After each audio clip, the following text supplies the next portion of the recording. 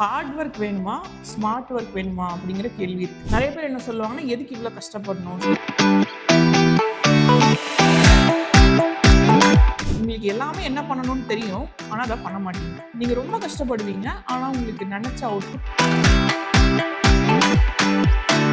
இது 2ம் என்ன மேம்? ஹார்ட் ஒர்க்குக்கும் ஸ்மார்ட் ஒர்க்குக்கும் என்ன வித்தியாசம்? நீங்க இந்த எக்ஸாம் ப்ரிப்பரேஷன் பொறுத்தவரைக்கும் ஹார்ட் ஒர்க் வேணுமா? ஸ்மார்ட் ஒர்க் வேணுமா? அப்படிங்கிற கேள்வி இருக்கு. நெறைய பேர் என்ன சொல்லுவாங்கன்னா, ஹார்ட் ஒர்க் நெவர் ஃபெயில்ஸ் அப்படின்னு சொல்லுவாங்க.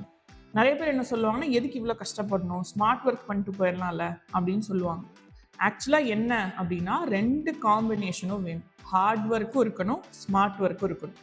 இது 2ம் என்ன மேம்? ஹார்ட் ஒர்க்குக்கும் ஸ்மார்ட் ஒர்க்குக்கும் என்ன வித்தியாசம்? 2மே ஏன் வேணும் அப்படின்னா, ஃபர்ஸ்ட் ஹார்ட் ஒர்க் பத்தி பேசிடலாம்.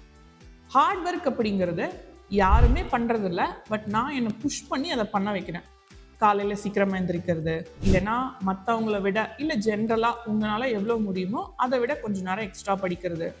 அதே மாதிரி அன்னைக்கு என்னால் படிக்கவே முடியல, ஆனாலும் நான் புஷ் பண்ணி படிக்கிறேன் அப்படிங்கிற மாதிரி சுச்சுவேஷனாக இருக்கலாம்.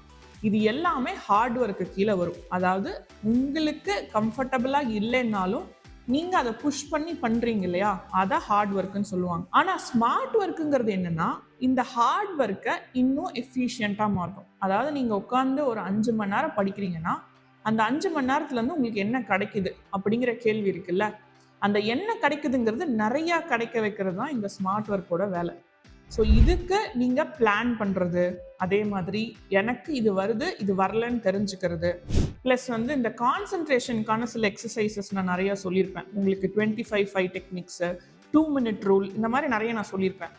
அதையெல்லாம் நீங்கள் யூஸ் பண்ணுறதெல்லாம் ஸ்மார்ட் ஒர்க்கில் வரும். இது 2யும் நீங்கள் கம்பைன் பண்ணிங்கன்னா மட்டும்தான் நீங்கள் நினச்ச அவுட்கம், அதாவது நீங்கள் நினச்ச ரிசல்ட் வந்து உங்களுக்கு கிடைக்கும். இன்னொரு ஸ்மார்ட் ஒர்க்கில் முக்கியமான விஷயம் என்னென்னா, நான் என்ன படிக்கணும் அப்படிங்கிறத தெரிஞ்சு படிக்கிறது. எல்லாத்தையுமே உட்காந்து படிக்காமல் பிளான் போட்டு உங்களுக்கு தகுந்த மாதிரியான அந்த பிளானாக இருக்கணும். அதே மாதிரி எனக்கு இது வரும் வராதுன்னு தெரிஞ்சு அதுக்கு தகுந்த மாதிரி ஒர்க் பண்ணுறதா இருக்கலாம். அதாவது உங்கள் ஹேண்ட் ரைட்டிங்கில் வந்து நீங்கள் ப்ராக்டிஸ் பண்ணுறதா இருக்கலாம். இல்லைன்னா வந்து இந்த சப்ஜெக்ட் எனக்கு கஷ்டமாக இருக்குது, இது கொஞ்சம் நான் எக்ஸ்ட்ரா டைம் கொடுக்குறேன். இது எல்லாமே ஸ்மார்ட் ஒர்க்கில் வரும். முக்கியமான விஷயம் என்னென்னா, உங்களுக்கு மறக்கிறதெல்லாம் தனியாக நோட்ஸ் எடுத்து வைக்கிறது, இது எல்லாமே ஸ்மார்ட் ஒர்க்கில் வரும். ஸோ நீங்கள் ஸ்மார்ட்டாக இருக்கணும், அதே மாதிரி ஹார்ட் ஒர்க்கிங்காக இருக்கணும். நீங்கள் ஸ்மார்ட்டாக மட்டும் இருந்தீங்கன்னா என்ன நடக்கும்? உங்களுக்கு எல்லாமே என்ன பண்ணணும்னு தெரியும், ஆனால் அதை பண்ண மாட்டீங்க. இல்லை ஹார்ட் ஒர்க் மட்டும் பண்ணால் என்ன நடக்கும்? நீங்கள் ரொம்ப கஷ்டப்படுவீங்க, ஆனால் உங்களுக்கு நினச்ச அவுட்புட் கையில் கிடைக்காது. அப்போ நீங்கள் ஸ்மார்ட்டாக இருந்து உங்களுக்கு என்ன வேணும், என்ன பண்ணணும், என்ன கஷ்டம்னு தெரிஞ்சுக்கிட்டு அந்த இதுக்கு தகுந்த மாதிரி ஹார்ட் ஒர்க் போட்டிங்க அப்படின்னா உங்களை அடிச்சுக்கிறதுக்கு யாருனாலையும் முடியாது.